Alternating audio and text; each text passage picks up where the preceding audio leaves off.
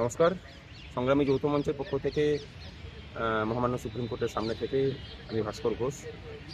যে লড়াইটা যোগ্য প্রার্থীদের জন্য চলছিল সেটা চলছে। আজকে সারা দিনের প্রায় দীর্ঘ শুনানির পরে মাননীয় সুপ্রিম কোর্ট পুরো প্যানেলের উপরই স্থগিতাদেশ দিয়েছেন। আপাতত হাইকোর্টে যে জাজমেন্ট ছিল চাকরি খারিজের, তার পুরো রায়টার উপরই প্রায় স্থগিতাদেশ হয়েছে। আগামী 16 তারিখ আবার শুনানি।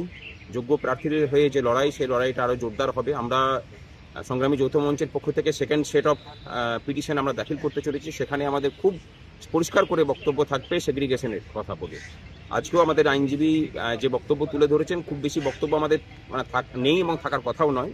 একদম পরিষ্কার যে আমরা সেগ্রিগেশন চাই এবং সেই সেগ্রিগেশন যে সিবিআই এর রিপোর্ট বলুন বা অন্যান্য যেসব জায়গা থেকে তদন্ত এখনো পর্যন্ত উঠে এসছে, সেই তালিকা ধরেই এখনো পর্যন্ত যে সেগ্রিগেশন সম্ভব সেটা আমাদের আইনজীবী আজকে বলেছেন। মহামান্য প্রধান বিচারপতি সেই কথাটা অ্যাপ্রিসিয়েটও করেছেন। আশা করি যে সেগ্রিগেশনের দিকেই আগামী 16 তারিখের যে শুনানি, সেই শুনানি যাবে। ততদিন পর্যন্ত সকলে নিশ্চিন্ত থাকুন, এ লড়াই আমরা জিতব।